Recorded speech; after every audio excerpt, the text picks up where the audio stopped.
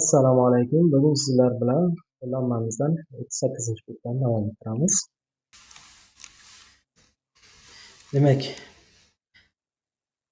ta'ammalil amthilatal atiyata kelayotgan misollarni o'ylab ko'ring, ta'ammul qiling. Al-baytu.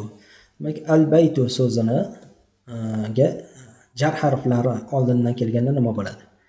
Fil bayti, demak fi jar harf bo'lgani uchun so'zning oxiri mana kasra i ga o'zgartirdi. Fil bayti. Minal bayti. Fil bayti degan uyning ichida, minal bayti uydan, kimdir masalan uydan biron bir joyga ketdi. Demak, minal bayti. Ilal bayti uygacha yoki uyga. Demak, bular hammasi uchalasi ham jar harf bo'lgani uchun so'zning oxirini ko'rdinglar.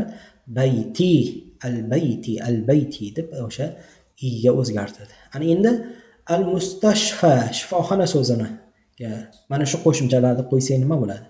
Fil mustashfa, minal mustashfa, ilal mustashfa. Demak, oxiri i'robi zohirda ko'rinmadi. Ya'ni zohirda degani biz aniq ko'rmadik. Oxirida kasra i ni ko'rmadik. Ya'ni kasra i bilan i'roblanmadi. Demak, o'zgarishsiz holatda turibdi. Fil mustashfa, minal mustashfa, ilal mustashfa. Demak, so'zlardan i'roblanadigan mu'rob so'zlardan ba'zilari uzrli bo'lgani uchun unda i'rob zohiran ko'rinmaydi. Ya'ni uni i'robi taqdirda deyiladi. Ya'ni mustashfa alf maqsura, ya'ni oxirdagi demak mana bu ye ko'rinishdagi alif alf maqsura deyiladi. Mana shu alif so'zning oxirida kelganda, mana shu ye ko'rinishdagi alif so'zning oxirida kelganda, alf maqsura kelganda, demak unda jar holatlari ko'rinmas ekan. Demak, bu i'robi nima bo'ldi endi? Bu mabnimi mu'robmi desa, yo'q, bu so'z mu'rob, lekin i'robi taqdirda bo'ladi. Nima uchun i'roblanmadi desa, ta'azzur, ya'ni uzrlik bo'lgani uchun. Ya'ni mana bu alf maqsura kasra olishi uzrli bo'lgani uchun bunda kasra olmaydi deymiz. Amerika, bu ham shunaqa.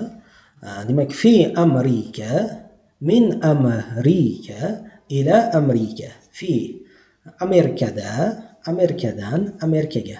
Demak, bu yerda ham Amerika so'zida mana alif turibdi, alif mamduda, ya'ni alif o'zida belgi oldida fath bo'lganda, ya'ni mana shu holatida cho'ziq alif turibdi. Mana shu cho'ziq alif ham alif mamdud hamzam uzrli hisoblanadi unda kasra olish uchun. Demak, bu ham o'sha mabni ism, lekin uzrli bo'lgan mabni mu'rob ism, mu'rob i'roblanadi, lekin i'robi zohirda ko'rinmaydi. Zohirda ko'rinmaydi, demak, i'robi uni taqdirda mana shu yerda kasra i bor deb nazarda tutiladi, lekin yozuvda u ko'rinmaydi.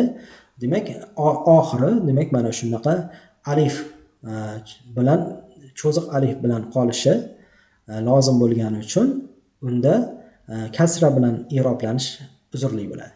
Demak, fi Amerika Amerikada, min Amerika Amerikadan, ila Amerika Amerikaga. Almaniya so'zi ham shunaqa. Fi Almaniya Germaniyada, min Almaniya Germaniyadan, ila Almaniya demak Germaniyaga. Demak, e'tibor berasizlar. Demak, so'zlarning ichida, demak, mu'rob so'zlarning ichida oxiri i'roblanishi uzrli bo'lganlari bo'lar ekan. Ularga misol mana mustashfa, Amerika, Almaniya degan so'zlarni o'rgandik. Demak, mana shu yergacha o'rganganlarimizni yaxshilab o'zlashtirib olamiz.